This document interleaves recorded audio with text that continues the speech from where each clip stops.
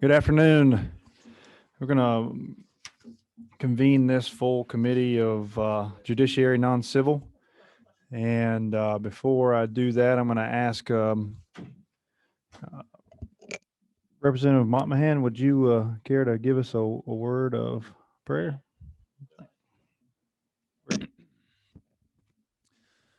We bow together. Lord, we come to you today, Lord, thankful for another day, Lord, on your earth. Lord, we just pray, Lord, that you'd be with us, Lord, guide us, give us wisdom, Lord, and courage as we go and we look over these pieces of legislation. Lord, just guide us in our wisdom. Lord, these things we ask in your sweet and holy name. Amen. Thank you, committee members and those that are witnesses and authors of bills for coming out this afternoon. We've got a few measures to consider today.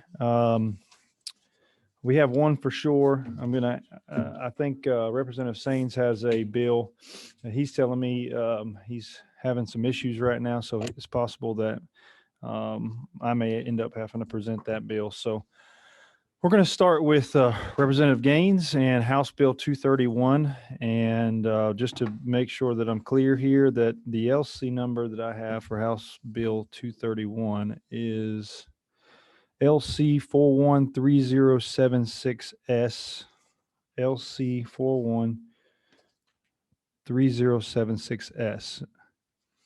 And this is the bill that would extend the TPO protection to a dating relationship. And I'm going to let the author of the bill and the folks that he has brought to the committee explain the bill. Thank you, Representative Gaines. The floor is yours. Well, thank you, Mr. Chairman, and I want to thank you for all of your work on this bill and working with us. For the folks on the subcommittee, I know it's been a while since we've heard this bill, but I think we've, working with a lot of folks have come together on some language that will provide greater protections for victims of dating violence. And I think that we found a way to draft language that also ensures that the concerns that were brought forward are addressed. And so House Bill 231, the substitute you have, is a little bit different than what we were looking at in subcommittee. We ultimately decided to create a separate dating violence protective order from the family violence protective order. And so in doing that, as you'll see as it moves through the bill, that there are some changes from how the family violence protective order is structured, including the offenses on lines 38 and 39 that we have tightened up in working with Chairman Burchett and others. We do have a couple of changes, I think, even to this substitute that we've all agreed would be positive changes as well. But again, what we're trying to do is address a deficit in Georgia law currently where victims of dating violence are not protected in these situations. And so we do have, I think, a couple folks on Zoom, Solicitor Rebecca Grist from Macon-Bibb County, who's been awesome. She's in the room and has helped us significantly in this effort. And again, I want to thank Representative B. Wynn for all of her work. And again, I think we might have Joan Pretty from Athens on Zoom and maybe one or two others as well. So I don't know if we want to let them maybe give a word or two and then Sure. Let's unless any of the committee members have any questions or comments for the author, either Representative Gaines or Representative Wynn, we'll go ahead and allow the folks that are going to testify online. Any questions or discussion, committee? We got a couple flashing lights, Representative Gaines. First, I'm going to ask Representative McLaurin. Thanks, Mr. Chair. Hello, Representative. Good to see you. Makes sense what you're proposing. This is a nerd thing. Lines 45, 49 implicate jurisdiction, which is funny because we were just talking about long arm jurisdiction right before committee started. This is like a super specific wrinkle, but for non-resident respondents, they could be committing acts outside of the jurisdiction or outside of Georgia. I think you'd be better off here saying where the injury occurred would be where the Superior Court would have jurisdiction. So just changing act to injury. And the reason for that is so that you can locate it probably at the residence of the victim or if there's another relevant jurisdiction. But it's a very simple fix. It's just something I think that would bring it in line with case law in long-arm jurisdiction, which has to do with, yeah. Anyway, I'm seeing that. Is that a friendly, is solicitor, that a so- friendly amendment, Representative McLaurin? Yes, I'm not intending to mess anything up. That's why I'm trying to wrap it up with a bow tie and say I think it's super quick and it's like a one word to one word. Makes sense to me. Are you amenable to that? Absolutely. And I would never refer to you as a nerd. Well, I shouldn't be so You, self-deprecating. you didn't go to over Georgia Tech, so That is one thing we have in common. We went to the right Well, school. he's not here to defend himself. I'm going to have to take up for, Okay. So Representative McLaurin, you're saying the word act in 46 to injury, correct? Well, at the appropriate time for amendments, I'd Sure. ask that you make that motion. Okay, great. Thanks. All right. Representative Byrd. Okay, this one didn't work. Thank you, Mr. Chairman. Thank you for this bill. Dating relationship, committed romantic relationship. I mean, in today's time, people go on dates and it's not specifically a relationship, but they get into some romantic times. So if one person starts a date with someone, are we going to have that person call in to let us know that this bill is part of what she needs to do? I mean, I'm not quite, I understand what we're trying to do here. It is a horrible thing, but I mean, what happened to personal responsibility for anyone that is dating? So these are my questions. Can you portion those questions out one at a time, if you will? Okay, sure. On line 30, dating relationship, a committed romantic relationship. To me, that means anyone could specifically state they are in a committed relationship to someone. Well, I'm just guessing. I think we've addressed that in the latter part of this. 73 to So- to 88. Yeah, if you go to 73 all the way down to 85, 85. for a judge to issue one of these TPOs, he's going to have to not only take testimony but corroborate these elements here. So run through those elements there and see if that alleviates your concern.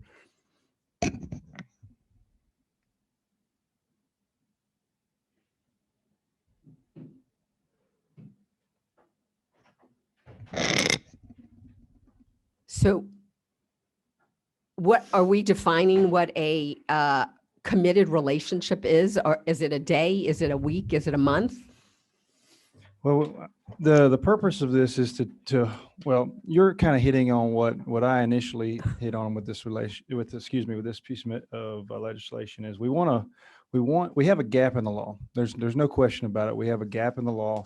If you're not married, if you don't fall within the family violence definition, and if you don't have a pattern developed, then you could be, let's say, a 19-year-old and a 19-year-old that don't live together but have been dating, and only one act of battery, aggression, one party strikes or beats up the other, you are without any civil recourse. So if you don't want to take a criminal approach, if you don't want to charge them with a crime, but you do want to have some sort of protection, then that's the gap we're covering here. We're trying to give them the opportunity to have that protection, the same protection that you would offer to a family. That's the idea here. It is broad, but it has been tailored so that it's less broad. That's the best way I can explain it, Representative Byrd. And you may have concerns with it, but do you have any? What's the other question? You had several questions. There weren't any. I've just asked the question of the personal responsibility of someone's relationship or one night stand or whatever else may be in this committed relationship. I'm Thank gonna you. let the author answer there.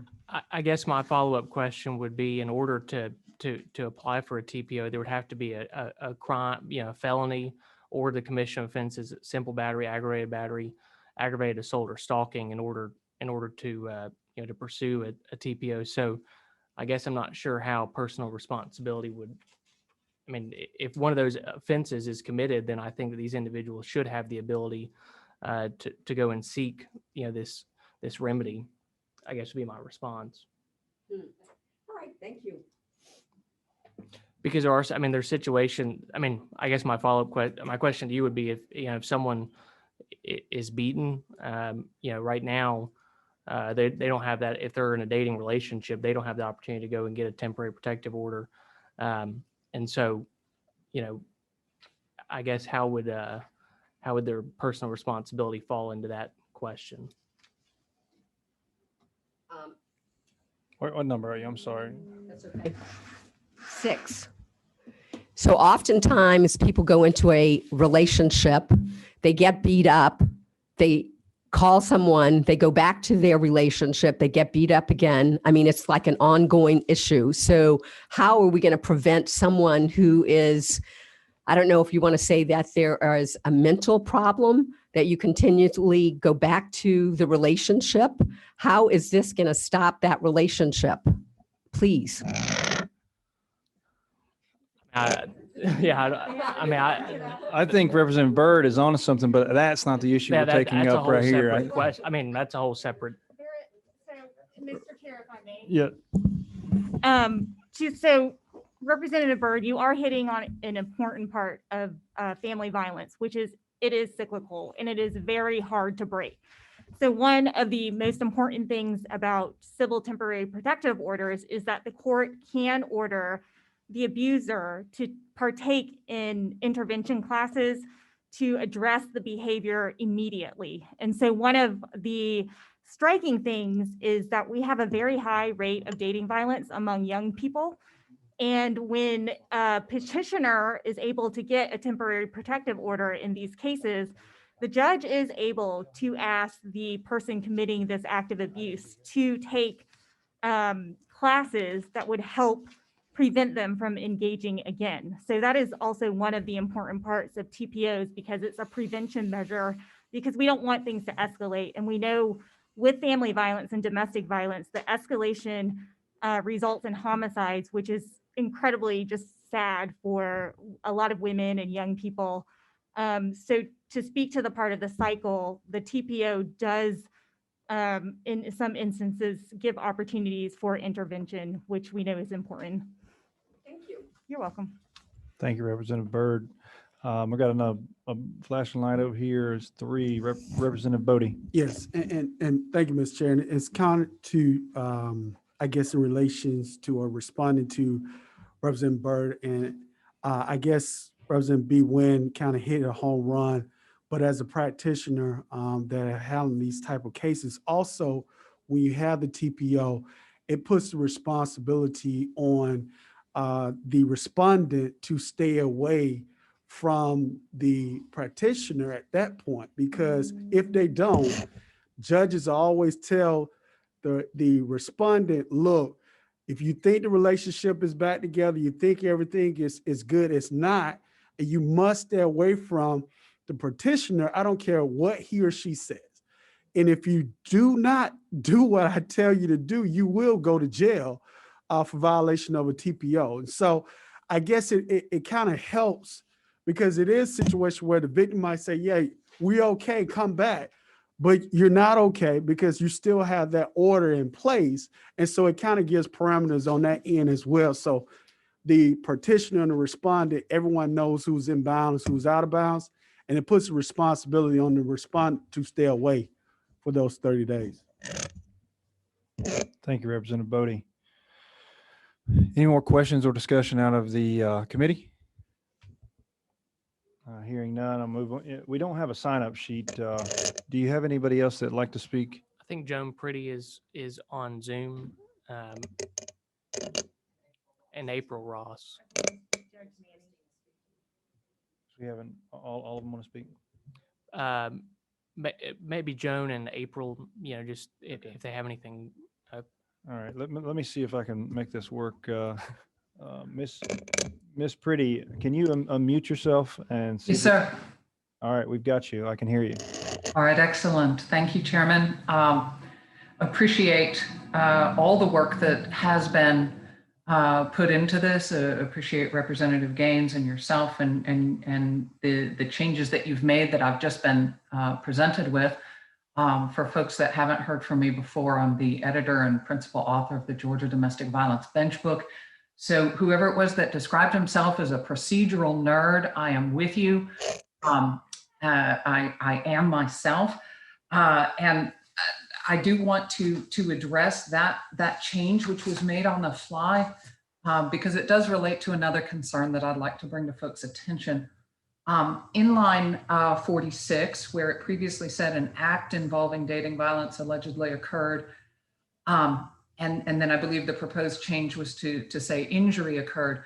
The current language in this substitute that we're looking for actually tracks the language of the Family Violence Act. And so it changing that gives us an inconsistency across the statute, which I think is confusing.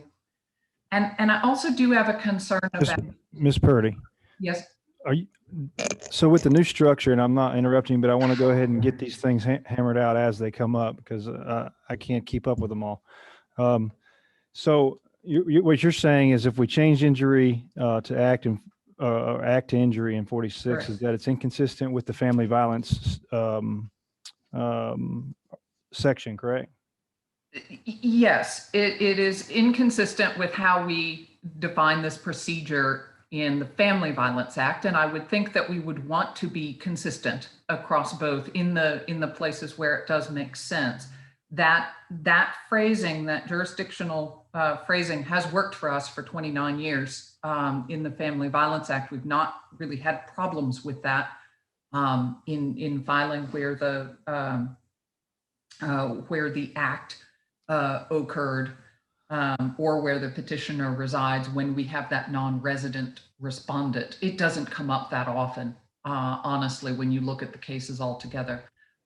Ms. Purdy, I'm going to let Representative McLaurin respond. If you don't mind, if we can do this back and forth, I don't want to keep interrupting you, but if that is going to mess up your flow, then I'll stop interrupting you. I do have other points that I would like to make. It won't mess up my flow as long as you'll be sure to come back to me so that I can address a couple. Well, with that said, go ahead and finish, and then we'll let Okay. Representative All right, McLaurin, sure.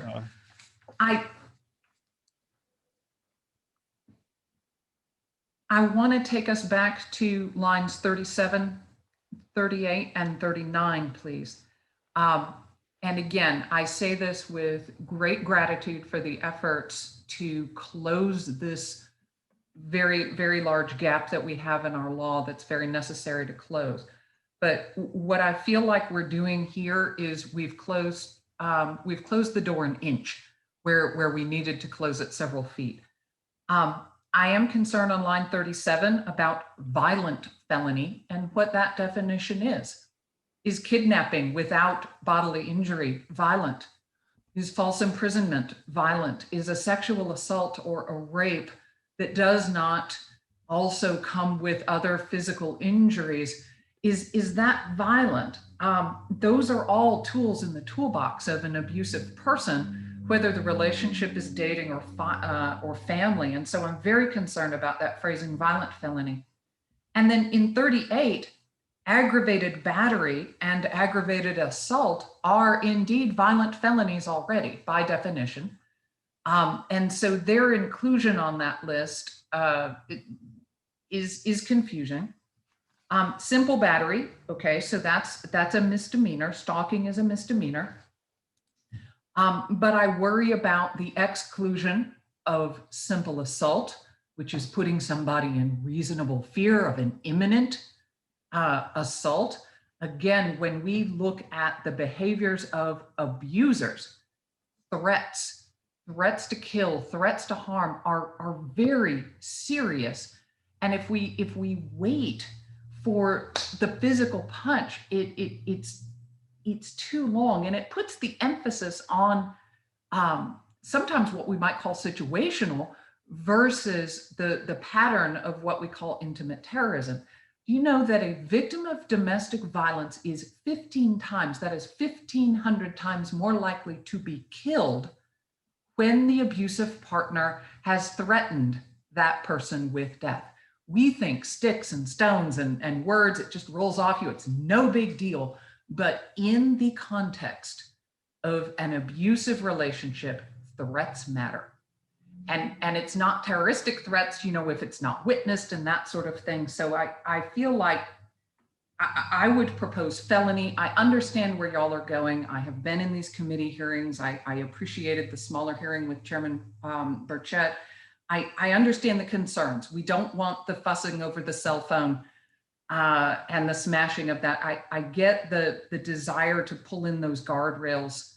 And while I may not agree with the necessity of all of that, I understand that. But I feel like we've got to make it felony on 37 and 38, apart from going ahead and taking out the felonies.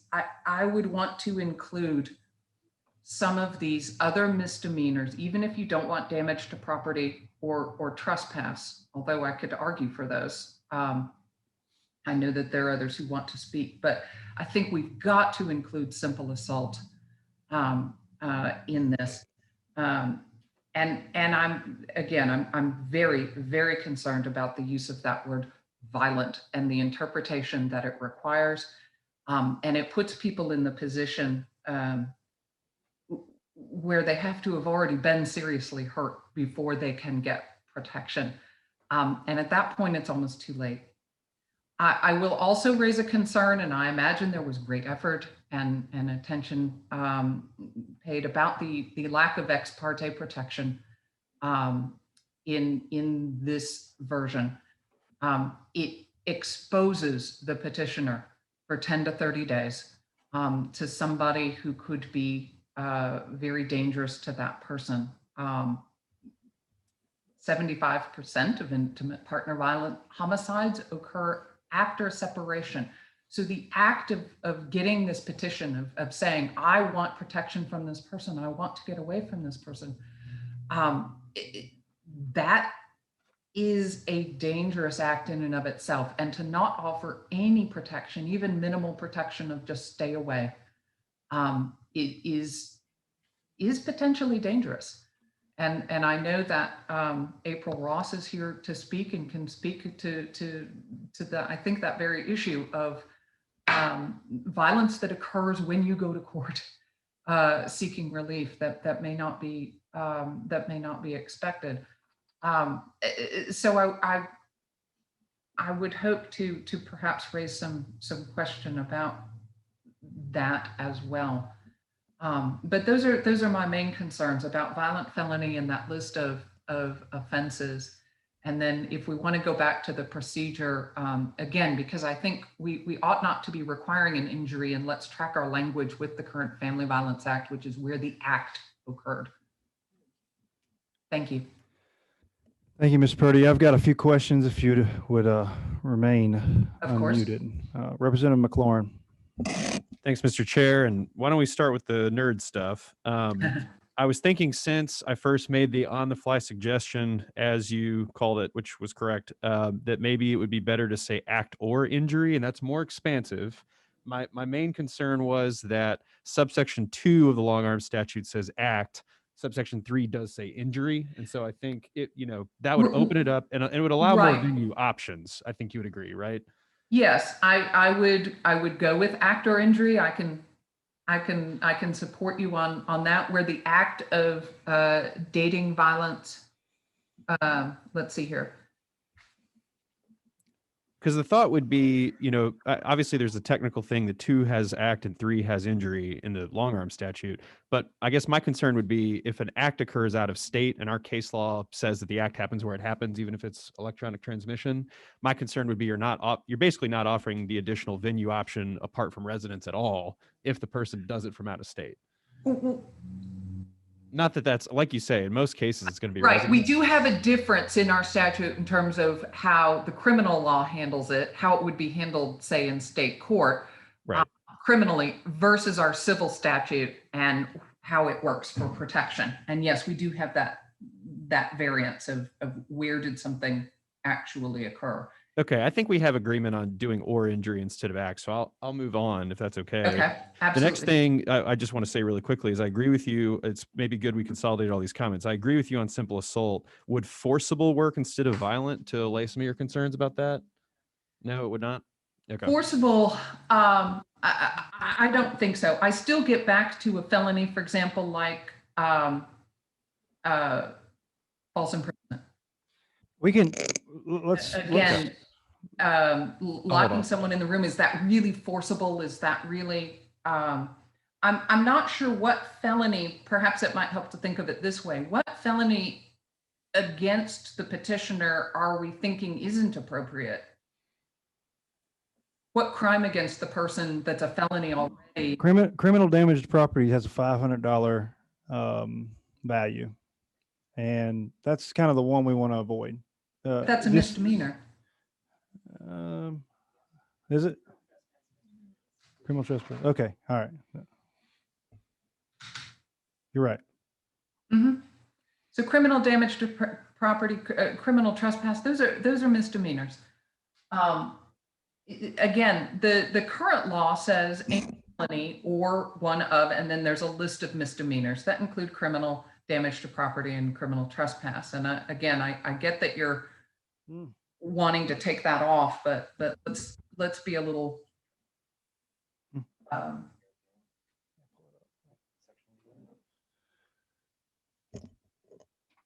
It's 16/7/23. All right, I'm going to move on. I got another question from Representative Smith. Yes, sir. Thank you, Mr. Chairman. You know, I was wondering, and this may not be a question to you directly, ma'am, but it may be a question to the author. Where did we get this definition of dating relationship at? Is this model legislation somebody else had? I mean, is it another state? So, and Representative Wynn can maybe back me up on this, because she's really worked specifically on that question.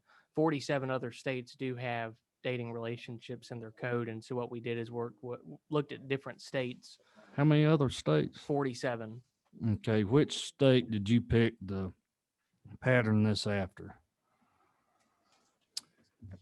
Representative Wynn? Representative, we actually took, we looked at all the states, and then we made, based on the different languages in various states, we determined what might work best for Georgia after talking to advocates as well as attorneys, and just really thinking about how this would play out in court. And so I'll give you examples of things that we included in the relationship, but or we chose not to. So for example, line 32 to 33, we chose to exclude the requirement of sexual involvement, which in some states it does require sexual involvement, knowing that not all relationships have sexual involvement, but can have abuse.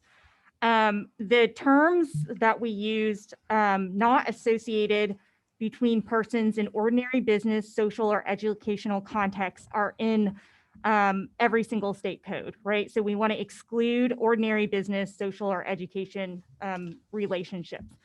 And then there was further discussion in subcommittee on making sure that when we are talking about dating relationships, that we're not including a friendship.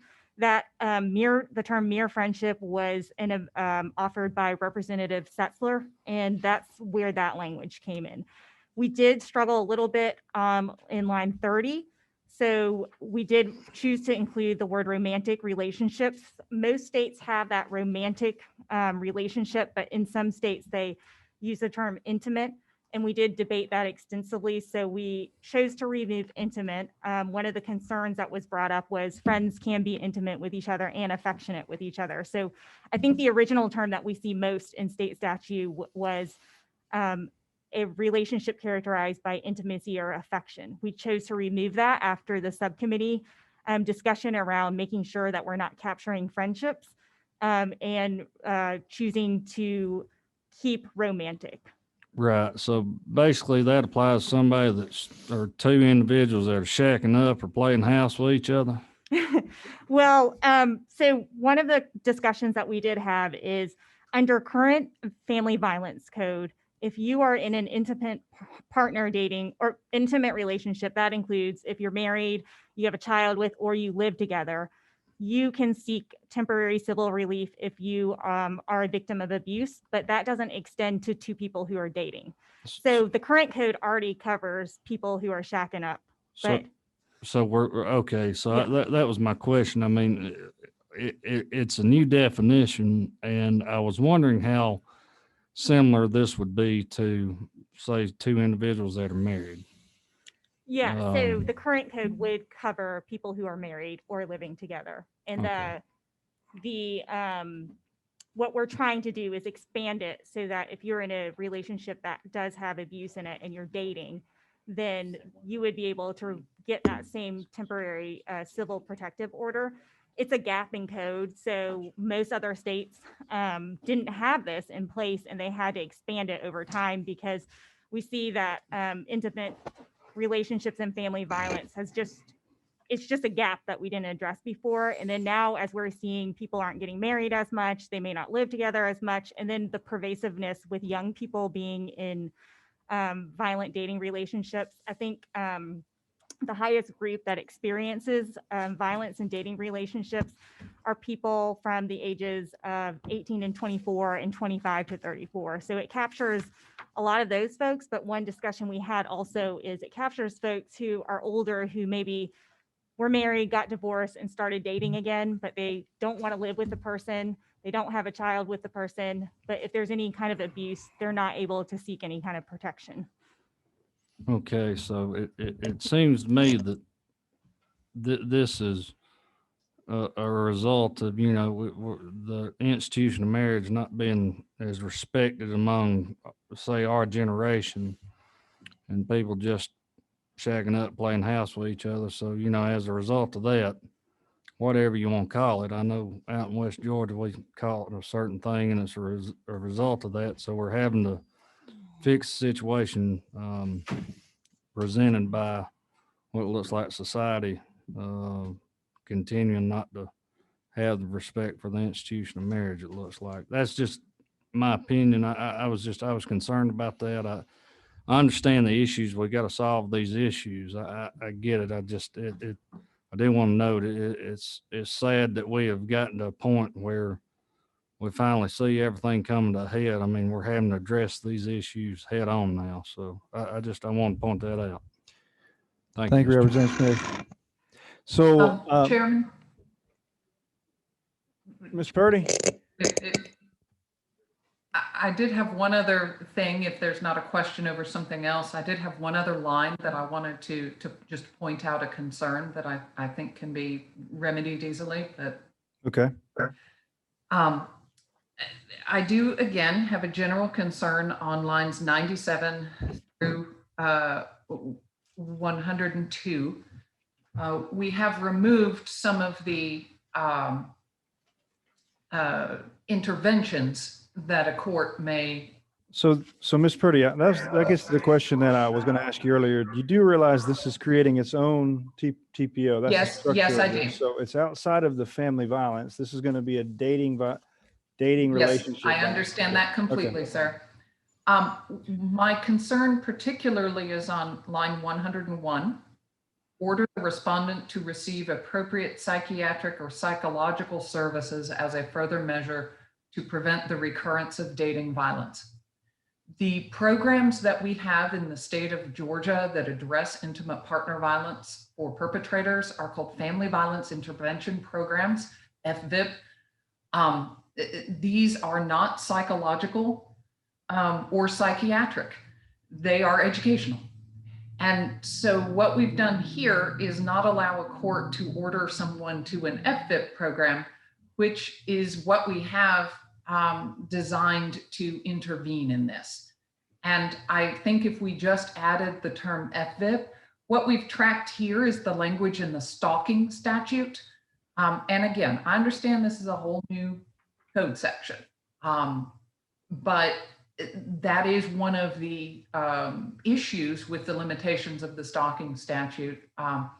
And so if we could just add appropriate psychiatric, psychological, or educational services, for example, that would allow for the ordering of FVIP, which we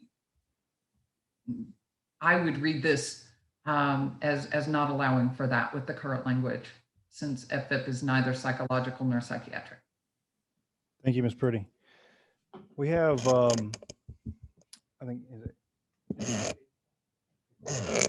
Ms. Ross, if you'd unmute yourself and ask or give the your introduction and testimony that you'd like the committee to hear, please. Hello, good afternoon, everyone. My name is April Ross. I'm the Executive Director for the Georgia Commission on Family Violence. And I just want to say first that I certainly agree with all of the points that Joan has raised. We would agree with all of those suggestions that she made. It's important, I think, to recognize just kind of how prevalent dating relationships are in our society. And what occurs in them. And certainly, like we've already been pointing out, among young adults, young people in relationships. And so I think to raise some of the concerns that I've been hearing, you know, our judiciary is equipped with the ability to make these fact findings and listen to what has been alleged in the petition as far as what constitutes establishment of the relationship, as well as what acts have occurred.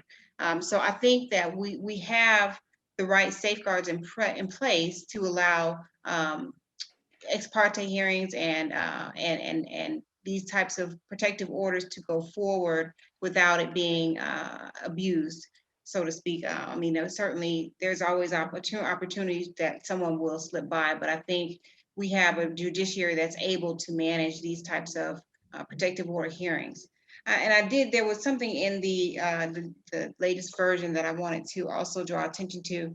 I think, like I said, Ms. Pretty has addressed most of our concerns, but I would like to raise a concern on lines 49 through 50. I'm sorry, let me get to the right version. Looking at the older one, print it off. Let's see.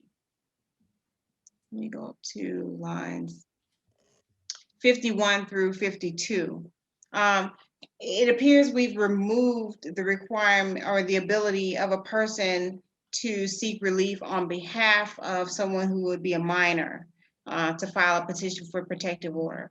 And, you know, minor is defined as someone who is 18 years of age or older. I mean, I'm sorry, or under the age of 18 years. And my concern there is that we may be eliminating the opportunity to get relief for a very vulnerable group of folks. There are people, young teenagers in essence, or younger people who are experiencing dating violence. I can give the example, what if a 17-year-old is dating a 19-year-old and there's relationship violence occurring? That 17-year-old would not be allowed to have their parent or an adult petition on their behalf to get relief. Or to get a protective order filed. And that concerns me because we certainly know that Georgia is among the states with the highest rates of teen dating violence. And I think that would leave out a significant population that we intended to address with this bill. So I would encourage consideration of allowing a person who is not a minor to seek relief on behalf of a minor. But beyond that, I agree with all of the other recommendations that were already made, so I won't restate. If there were any questions for me on any of those as well, I'm happy to take them. Ms. Ross, thank you for your testimony. Thank you for your testimony. I appreciate that. Is there anybody else online that is here to speak? Okay. And I'm sorry, Mr. Chairman. Got an audience member that wants to testify. What's your number? I'm number 11. Would you introduce yourself to the committee and give the testimony you'd like to? Certainly. Yeah. Good afternoon. I'm Rebecca Greist. I'm the Solicitor General in Bibb County. Yes. Will you pull the Oh, mic I'm up? sorry. I thought I did. I'm short. I usually don't have to pull it up. Anyway, thank you. I'm Rebecca Greist. I'm the Solicitor General in Bibb County, and I'm here on behalf of the Georgia Association of Solicitors General, but also I have several colleagues around the state who are very interested in this bill, including Crisis Line and Safe House, which is our Macon's and Central Georgia's domestic violence domestic violence and sexual assault resource center, and that is very involved in this issue. There were a few things I wanted to point out, and the good thing is I did have a chance to have a nice conversation with Representative Burchett, with Chairman Burchett before this, so he kind of knew where we were coming from to begin with. A couple of things that I do want to point out. I do echo everything that Ms. Pretty and also April Ross have already stated. On line number 30 in the definition of dating relationship, I am still concerned about leaving this committed romantic relationship, leaving that committed language in there. And the reason why is you may have a scenario where one party believes they're in a committed relationship, but the other party may be dating 3 or 4 other people and is not in that same headspace of committed relationship that what the other one is. And so when we're talking about a romantic relationship, the goal, I think, ultimately is either to get into a long-term relationship or, there's a difference between a committed relationship versus a romantic relationship. I agree. There is a difference between a committed relationship. So that's why I would ask you to take that committed part, that language out. And those are my reasons. Again, I think we've spoken it's already been spoken very well about why violent felony. We need you to please just leave felony in to track the language that's already there. One thing, in previous versions, criminal trespass was in, it would be now on line 39. Criminal trespass was included in this, in the offenses that would trigger this.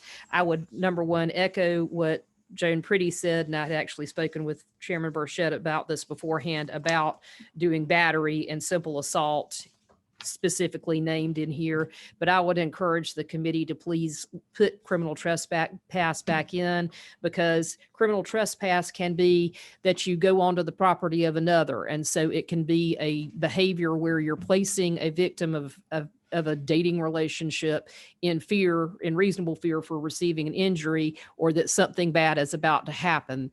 And also, just from a practical standpoint, I cannot tell you how many cases I have, and I've been doing family violence for 25 plus years, doing family violence prosecution, how many broken windshields with children in the backseat of a car, how many, there have been, damage may not cost a lot to repair, but it can, really be violent. And that, I think we are trying to encompass these acts of violence. And I would just encourage that there are situations where criminal trespass truly is violent, and that, especially in that damage to property, would say so.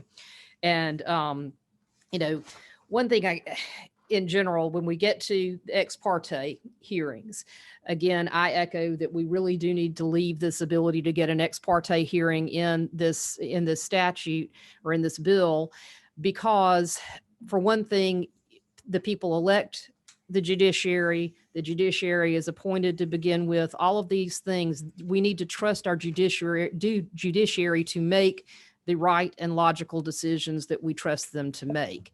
And I will say, from a victim services standpoint, most protective orders are going to get to a judge and by being filtered first by a victim services agency. And unless you're in a really, really, really underserved area, but even some of the smallest counties in this, in this state, because of Family Violence Act, have to have victim services. So there is a pre-screening process before a protective order is ever brought before a judge for an ex parte hearing. And, we have no judge on a casual situation of, let's say, your high school boyfriend, reaches out and says, hey, you want to be Facebook friends now 20 years later. And, that's not going to trigger someone getting a family violence, getting a dating violence protective order under this scenario. That's not, I understand that is not what we're intending to address, but trust our judiciary that they're not going to let that get through either. And it is so important for a victim to be able to have that kind of access to protection, because that is absolutely at the point where a violent act has occurred or a victim is trying to get out of a relationship. That is the very most dangerous time of this whole scenario. And so, again, I just, please please leave the ex parte ability in here. It is very important. They will be before a full hearing within 30 days with a judge with, proper notice to the defendant, him being represented, that type of thing. That will happen within 30 days, and either it will go forward or it will not. But that is a very, very crucial piece to this. See if there was anything else. And I do echo what April said about that we do need to leave that ability of a person to petition on behalf of a minor. We see so many 13, 14, 15-year-old dating relationship situations, and you do have people over the age of 17, 18, 19 with girlfriends of that age, right, wrong, against the law or not, it happens. And so we need to be able to have a parent have that ability to protect their child. And because it wouldn't happen, the minor themselves would not be able to just on a whim go get this on their own. They have to have an adult make this petition. All right. And I think I had one more thing, and I'm sorry, and I'll talk fast. While you're looking for that, I'm going to Yes, call on please do. Representative Byrd. Yes, thank you, Mr. Chairman. Certainly accusations are extremely dangerous to anyone. It doesn't matter from which side.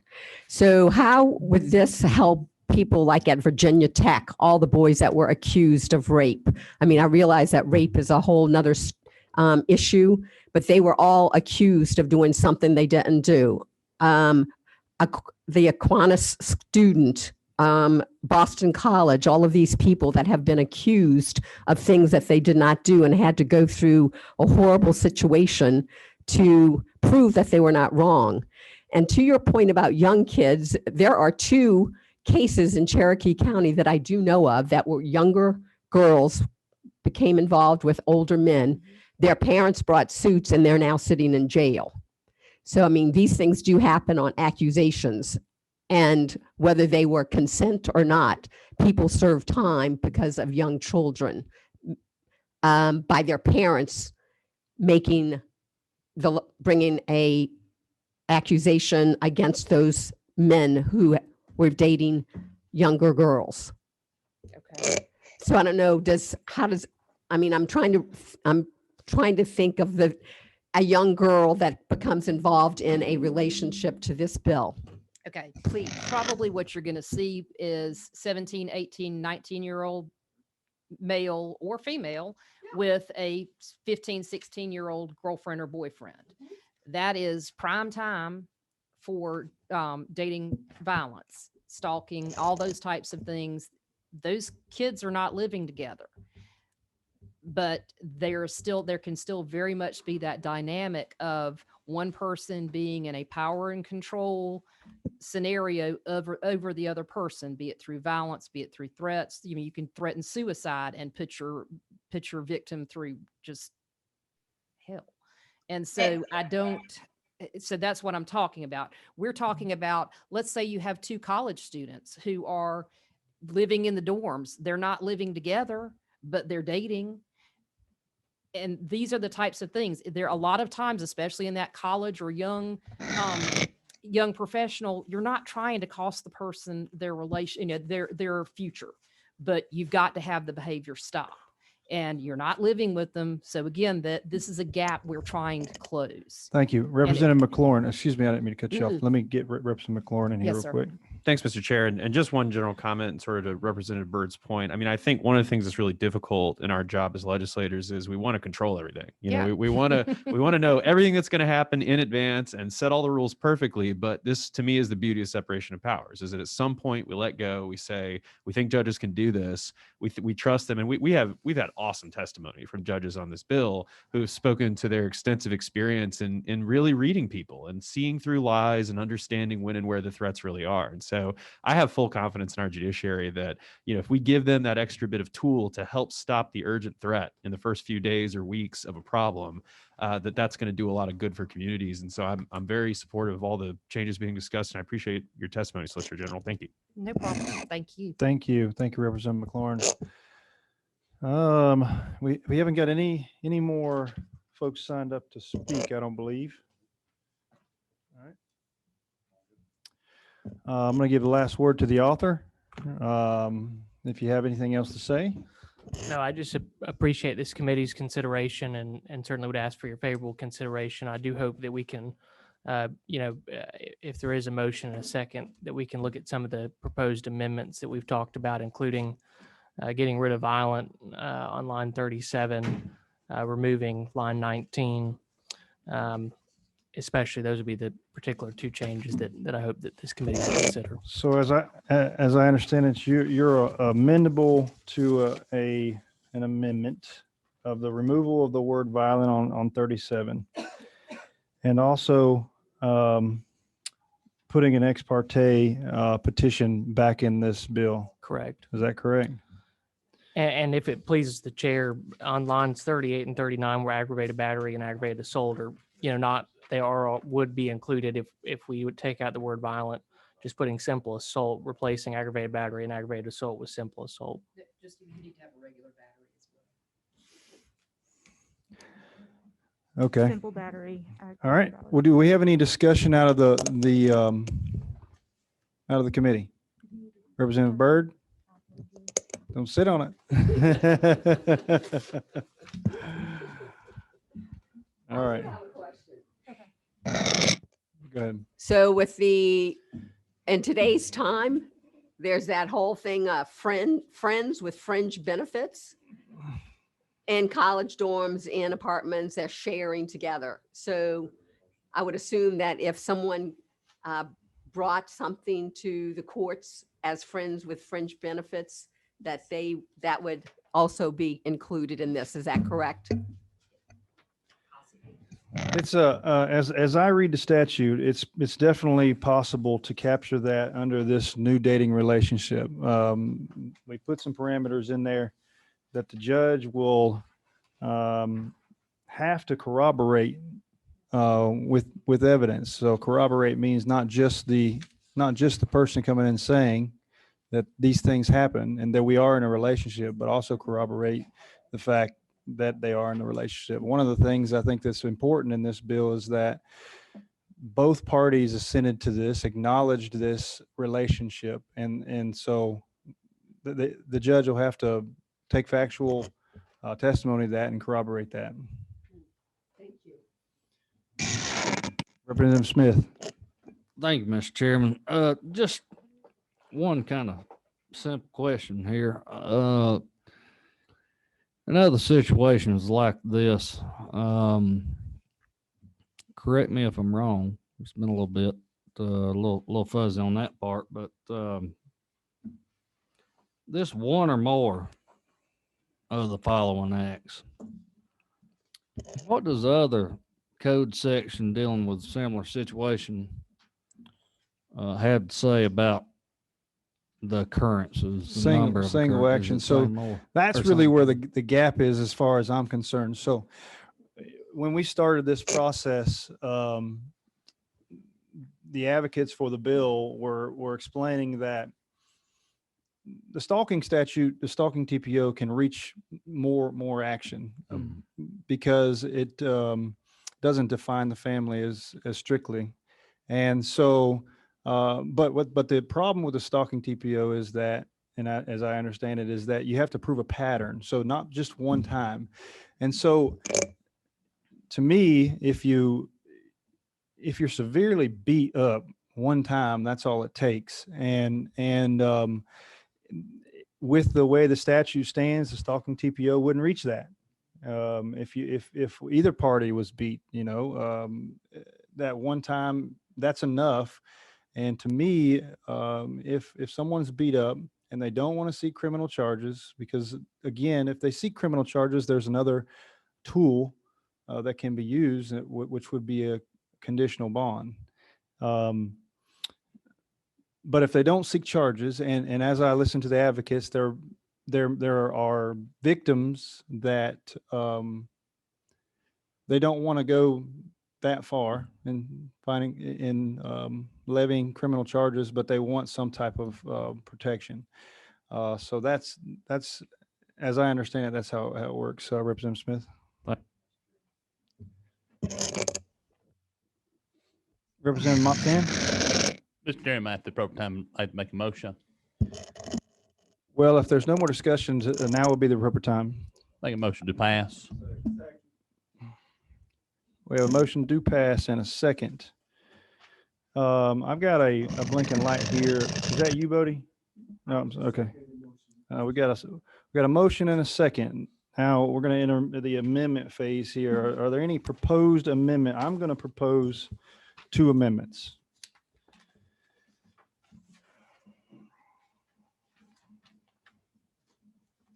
The first amendment that I'm proposing is I'm going to propose that we remove the word violent from line number 37. So then it would read any felony. I'm going to call that the Burchett Amendment 1. Do I have a second on the amendment? We have a second. We have a motion and a second. All those in favor signify by saying aye. Aye. Any opposed? All right, so that amendment passes. So the second amendment that I would like to propose is the addition of the ex parte petition. As I understand the advocates, that it's important in a scenario where you have a younger 20-something that has experienced a severe violent attack by a person they're dating. This is a tool that is a necessity, and so I've been compelled to make the amendment to add back the ex parte. So with that ex parte, adding that back would look like would be this. On line 19, we would strike the entire line for ex parte petitions, and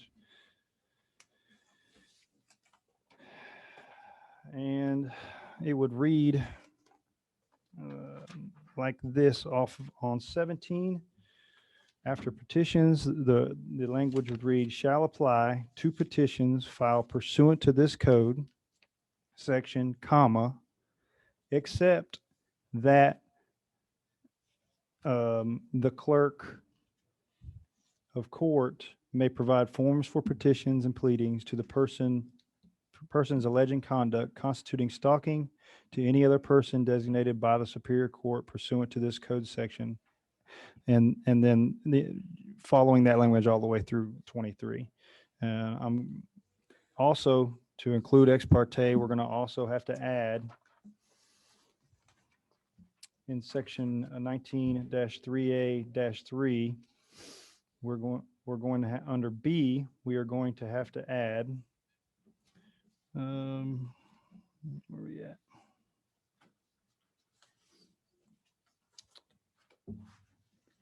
Occur in the future. 10 days.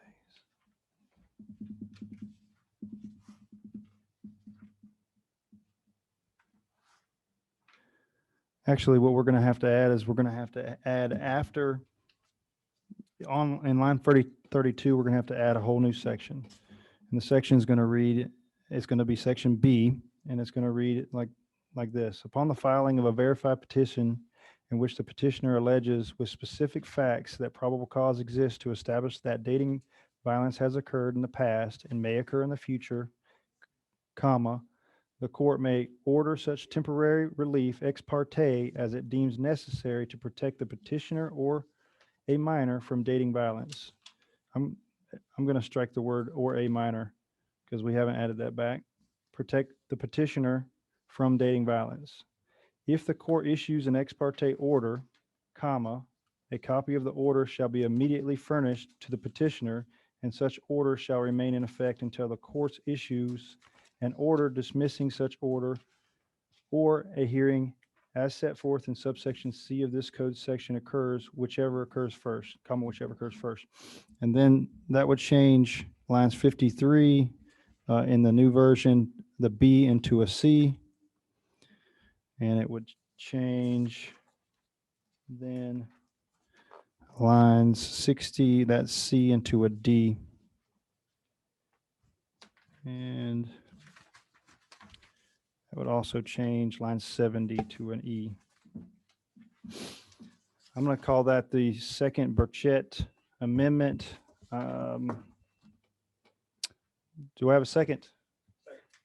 I have a second. All those in favor of that amendment, please signify by saying aye. Any opposed? Amendment passes. We have any discussion? I've got a line blinking. Another proposed amendment, Mr. Chair. A motion to propose amendment. I'm going to call this nerd amendment number 1. And I'd like to, on lines 46 and 47, after the word act on both lines, I'd like to add or injury. So that's on 46, it would read Superior Court where an act or injury involving dating. And then 47, it would read where the act or injury involving dating violence. All right, we're calling that the McLaurin Amendment 1. As you like. We have a motion. Do we have a second? We have a motion to second. All in favor signify by saying aye. Aye. Aye. Any opposed? I just realized we have a hand raised by on Representative Lopez. Would you unmute yourself? It looks like you have your hand raised. Thank you, Chairman. This relate to, I mean, I know now we're past discussion and we're into amendments. I just wanted to say that to the author of the bill, thank you for bringing this up, and to the members of this committee for your input throughout the subcommittee and in this meeting. I think that all changes and discussion from all sides have been very, very important in making this language correct, and that is not overreaching, but it protects the victims of violence in the context that are currently not protected in Georgia. So I appreciate the discussion.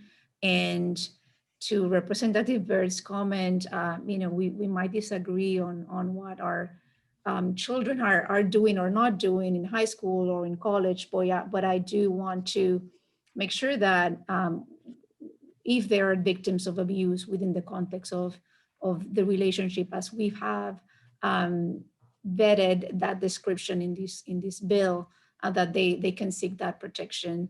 And we've given the judge enough criteria, I believe, that I feel comfortable that this is not going to just go someone that is just a friend and they're mad at their friend and they're filing something frivolous, because we've given enough criteria to that judge to make that determination. Thank you. Thank you, Representative Lopez. And I apologize if I didn't get to you quick enough.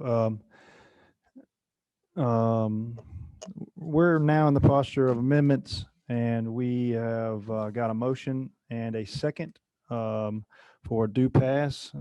At this point, here we go. We got a Representative Bodie. I'm sorry, Mr. Chair, I did have one other amendment. I apologize. On line 101, Section 5, order the respondent to receive appropriate psychiatric or psychological services. I wanted to amend to say psychiatric, psychological, or add the word educational services. So, Mr. Chair, basically, I want to add the word educational as well. We have a motion to add education in line 101 after psychological. Educational. Is that what you want? Educational, yes, Mr. Chair. We have a motion for an amendment. Do we have a second? We have a motion and a second to add the word educational after psychological. All those in favor signify by saying aye. Aye. All those opposed? Amendment passes. All right, we've got amendments. We've amended this thing, and we're in the posture of a we've got a motion do pass, and we've got a second. So hearing no more discussion, all those in favor of passage of House Bill 231 LC 413076S as amended shall signify by saying aye. Aye. Any opposed? Same's aye. Oh my All God. right, okay. All right, we got Sains with. It's in the opinion of the chair that the measure passes on the rules. Congratulations. Thank you, Mr. Chairman. Thank you. Appreciate y'all's help.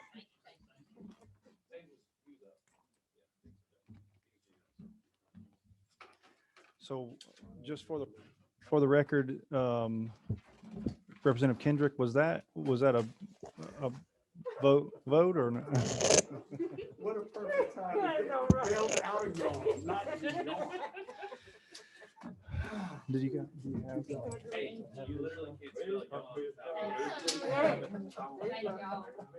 Thank you, Chairman. Thank you so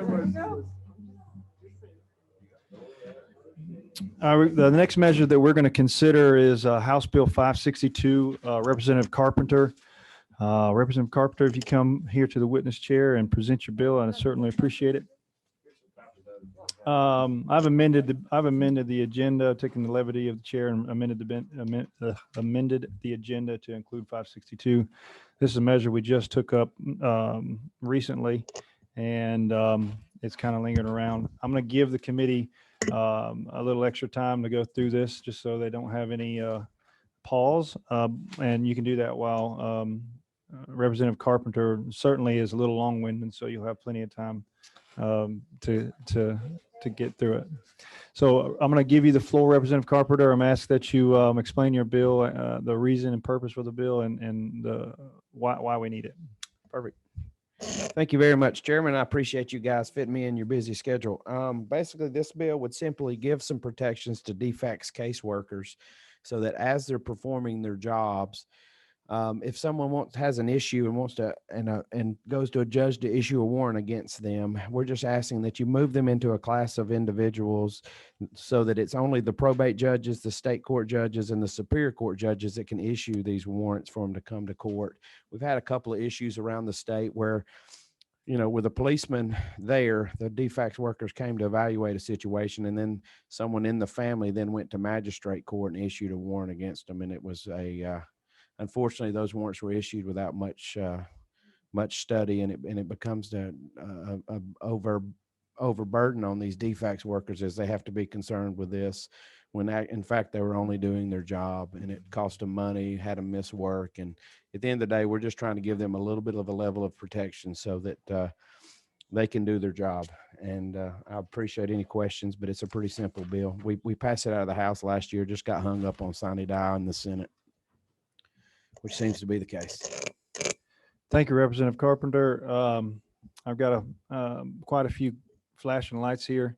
As with most of these sessions, we get down towards the end, and this did come through subcommittee, but I'm going to entertain as much healthy debate on this as necessary so that everybody feels comfortable, and I want to make sure that everybody gets their 2 cents in. So with that, I'm going to ask Representative Byrd to speak. Thank you, Mr. Chairman. Thank you, Representative Carpenter. We did talk about this, I think, yesterday or day before yesterday, and I want to just be sure that I understood. This is not keeping a defects worker from being arrested at some time for doing something they should not have done, but just being arrested by a certain group of people. Is that correct? Yeah, while they're performing their jobs, that's correct. So if they're operating as a defects case manager, then they would just say, look, we just want to allow probate judges or higher to evaluate those situations so that frivolous warrants aren't issued, if that makes sense. Thank you, Representative Carpenter. Representative Smith. Mr. Chairman, just at the appropriate time, I'd like to make a motion to pass. We have a motion on the table, do pass. Do we have a second? Yes. We have a second. Are there any amendments? Hearing none, I'm going to call the question to House Bill 562, LC 392924.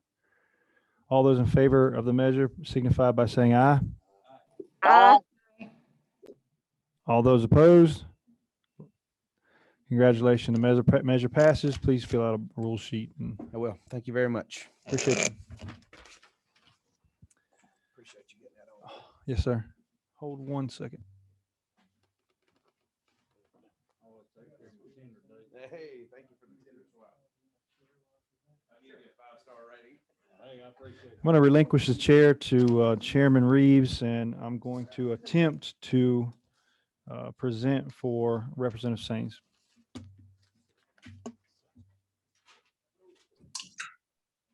Representative Burchett, if you'd like me to, I can present. Chairman Burchett.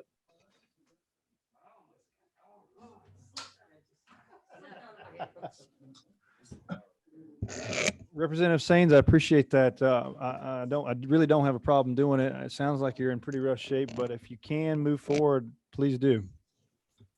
Well, if my condition precludes the committee to expedite of passage, I'm more than happy to use it. Is there any way we can adjust your video? Yeah, 1 second. You're good. You're good. You're good. Please proceed, Representative Sains.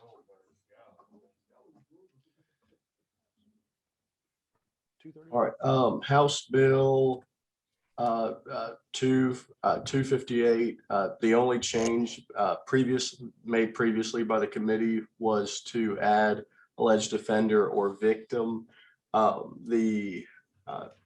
There are several motions made to change a few different things. It was the feeling of the chair to keep the the language consistent with the prior substitute. So, and I apologize, the LC number that I'm going off of is LC 280256S. We've slimmed down what this is related to from battery and sexual battery instead of the other provisions, just correlated to what the Supreme Court case decided in State v. Williams. Thank you, Representative Sains, and we all here at under the Gold Dome hope you get to feeling better, because I know you're feeling pretty rough. I've got a light flashing from Representative Bodie to ask you a question. No question, Mr. Chair. If you recall, I made a motion made an amendment motion, and I would like to withdraw that amendment at this time, based upon our conversation and conversation with the author. So this is complete. Okay, got it. I think we're good. I think we're good. Thank you. If there's any discussion, I'll entertain any discussion, or is anybody in the hall here to speak to the bill? Representative Smith. Mr. Chairman, at appropriate time, I move to pass. Now is the appropriate time. We've got a motion to pass. We have a second. Are there any amendments, proposed amendments? Hearing none, and then I'll call the question to House Bill 258, LC 280256S. All those in favor of this measure shall signify by saying aye. Aye. Aye. Any opposed? The measure passes to rules. Representative Sains, I know you have the capacity to do an electronic signature. If you could get that to me, then I'll sign it and I'll deliver your rules form for you. Thank you, Mr. Chairman. All right, thank you. With that, we don't have any more measures, do we? We've gotten through pretty early today. I appreciate everybody's input and all these bills, and just wish you all the best pushing on to crossover. So with that, I'm going to adjourn. Appreciate you. Right now, I don't have plans to meet tomorrow. We've pretty much cleaned up everything that we've got on the books. If something comes up, I'll send out a request or excuse me, an invitation. Thank you.